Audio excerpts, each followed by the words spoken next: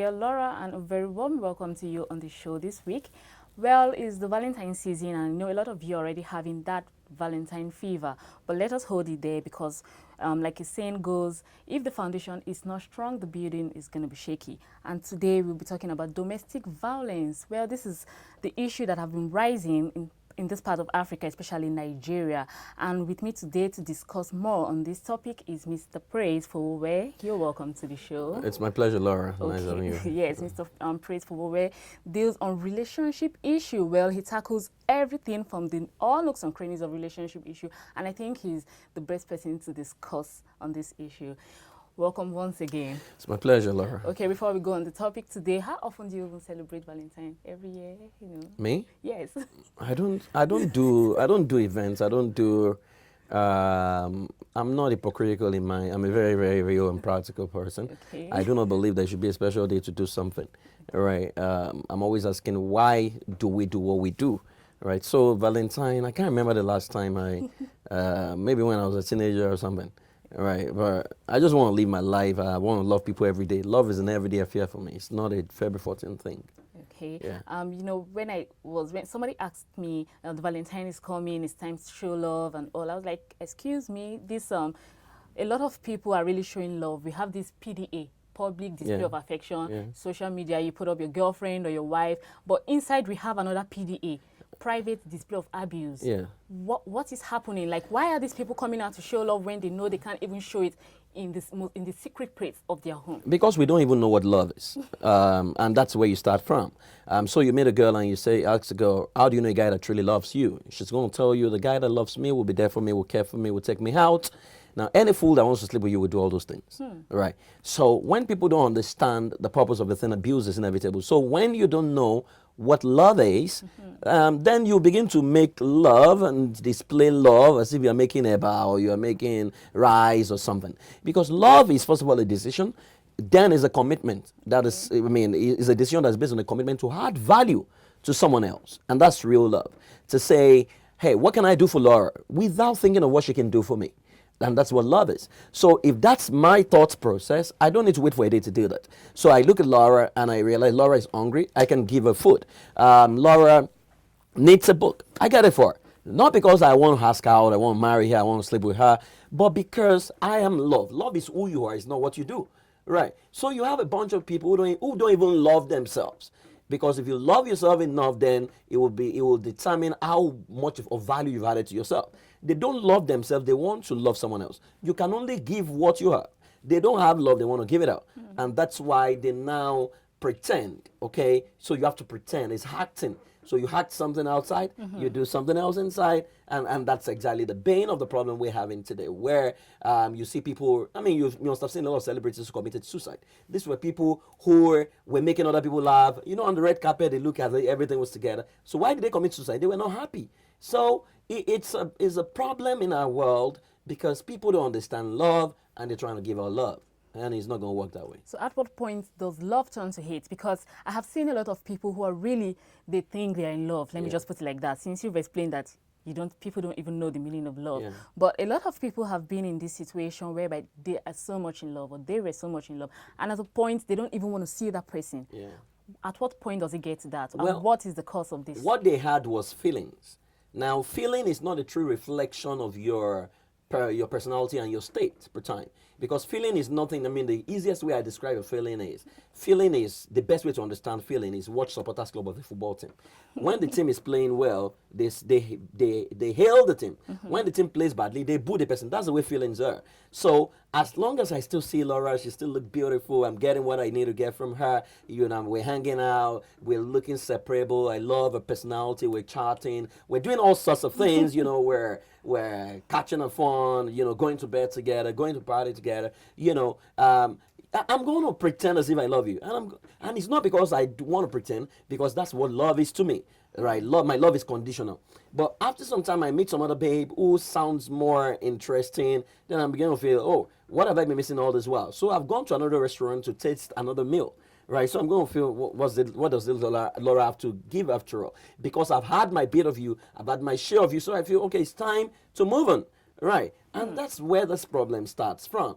To say that when people don't understand themselves. When they don't understand love, then they will pretend to themselves. Someone says that it's called mumu button, where that when people fall in love, they first pretend to themselves, they fool themselves, then they fool other people. Eventually, when reality does, they realize that they were never in love, right? Because if you will be in love, feelings will fade away. Ultimately, will fade away. Ask married people; they will tell you there are times you don't feel anything for the person, but what keeps you is your decision, right? That I'm going to love this person, come rain, come shine. That's what keeps you, right? So, if someone says I've fallen out of love, the person never loved before. It never. What he had was feeling. It was pseudo love. He thought that I was in love based on what I was feeling. You could look at me right now and feel like slapping me if I get you hungry, right? That's your feeling, but that's not what you will do when you are saying, right? So it's a bit complicated, but that is what their meaning of love is what the person does for me. So when you no longer do what you used to do for me, I fall out of love and I relocate my parish elsewhere.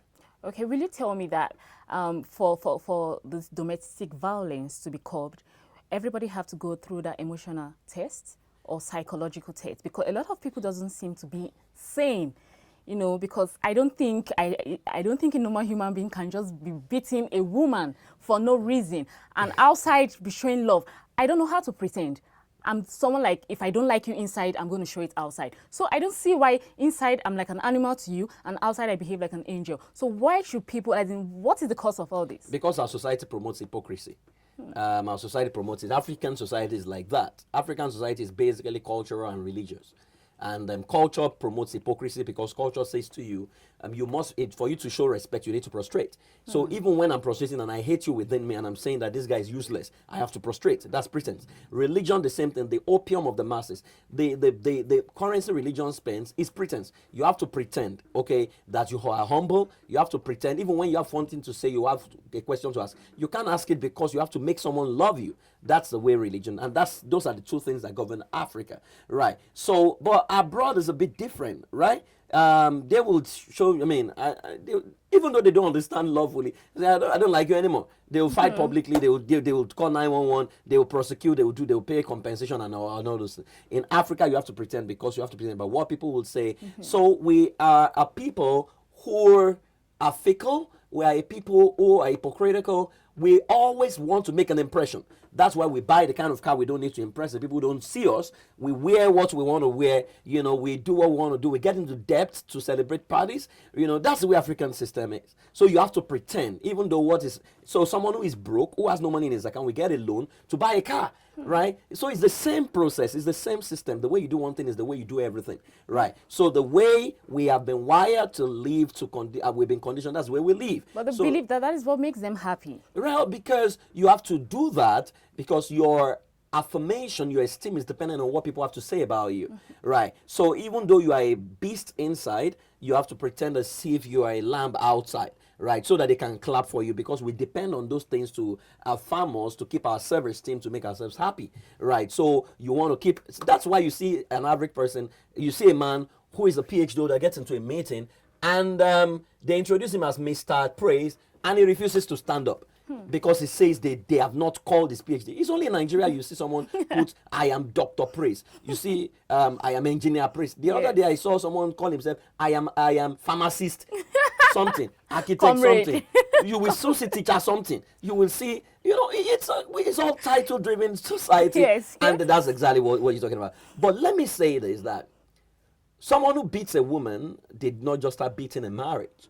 Okay. Any human being that has not learned to resolve conflict by communication, that resolves to feast or hunger, is a potential wife beater.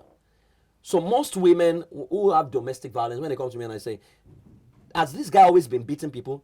They'll tell you that he used to beat his younger sister. And I say, so that's a guy who is showing you that I'm not going to change. I'm a wife beater. Because when it gets angry, I've never beaten women before in my life. So I don't even pray, God, don't let me beat my wife because it won't happen.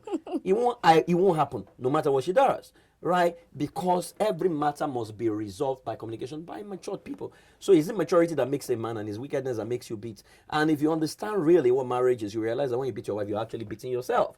So psychiatry tests, yes. sanity test, fantastic.